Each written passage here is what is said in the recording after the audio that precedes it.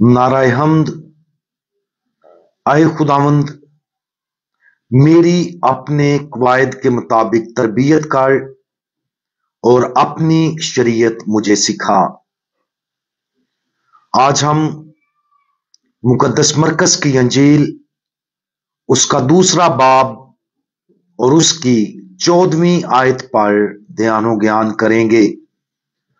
और आज हम खुदा की मर्जी को जानना, इसके बारे में सुनेंगे।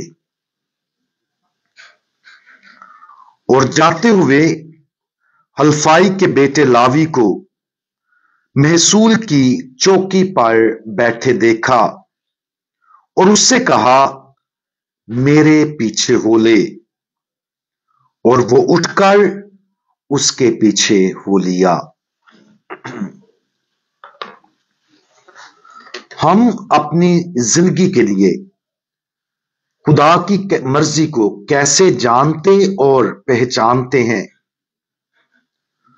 अपनी रूहानी मशकों में मुकद्दस इग्नेशियस ऑफ लोयोला ने 3 तरीके पेश किए हैं जिनके मुताबिक हम खुदा की मर्जी को जान सकते हैं। पहला तरीका सबसे वाज़े और हतमी तरीका है। ये एक ऐसा वक्त है जिसमें खुदा के एक खास फजल के नतीजे में इंसान को शक से बालातर वजाहत का तजर्बा होता है। इस तजर्बे को बयान करते हुए मुकद्दस इग्नेशियस ने इस तजर्बे की मिसाल के तौर पर ऊपर दिए गए हवाले का जिक्र किया। मुकद्दस मरकस की अंजील में लावी की इस बुलाहट के बारे में बहुत कम कहा गया है, जबकि मुकद्दस मत्ती की अंजील में भी लावी की बुलाहट तफसील से दर्ज है।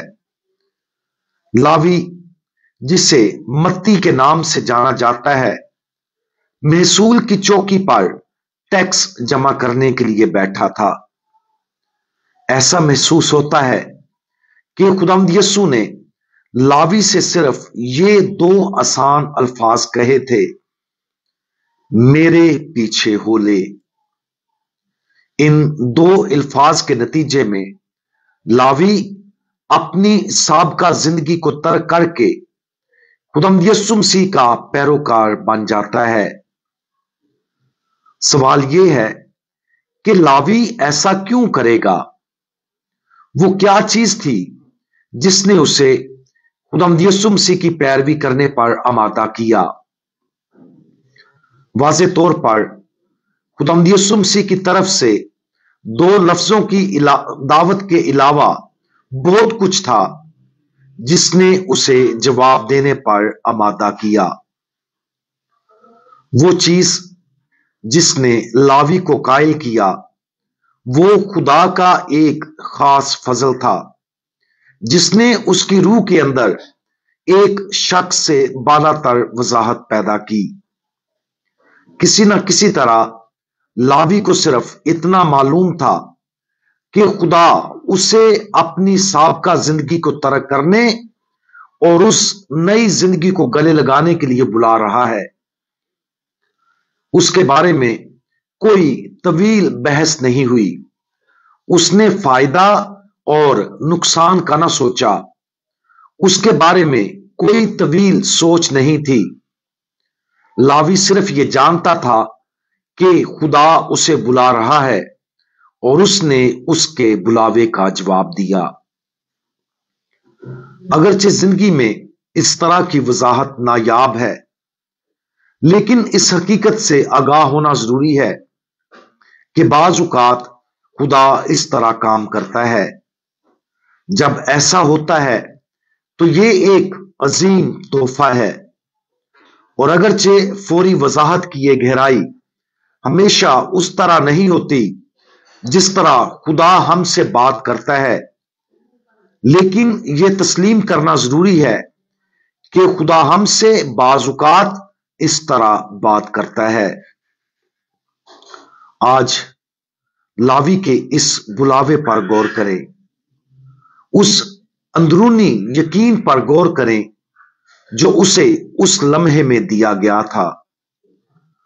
तसव्वुर करने की कोशिश करें कि उसने क्या तजर्बा किया और दूसरे लोगों ने खुदावंद यीशु मसीह की पैरवी करने के लिए उसके चुनाव के बारे में क्या सोचा होगा। हम भी उसी फजल के लिए खुले रहें, और अगर हमें कभी ऐसा महसूस होता है कि खुदा हमसे उतनी वजाहत के साथ बात करता है, तो बगैर किसी हिचकिचाहट के जवाब देने के लिए तैयार रहें। हम दुआ मांगे। हमारे प्यारे खुदावंद, आपका हम शुक्रिया अदा करते हैं कि आपने हम सबको बिला झिझक अपनी पैरवी करने के लिए बुलाया है।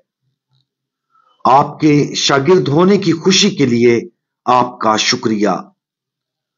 हमें हमेशा अपनी जिंदगी के लिए आपकी मर्जी जानने का फजल अता फरमाएं, ताकि हम बाकी मांदा तमाम चीजों को मुकम्मल तरक करके भरोसे के साथ आपको जवाब दें। खुदावंद यीशु मसीह, हमारा भरोसा आप पर है। आमीन।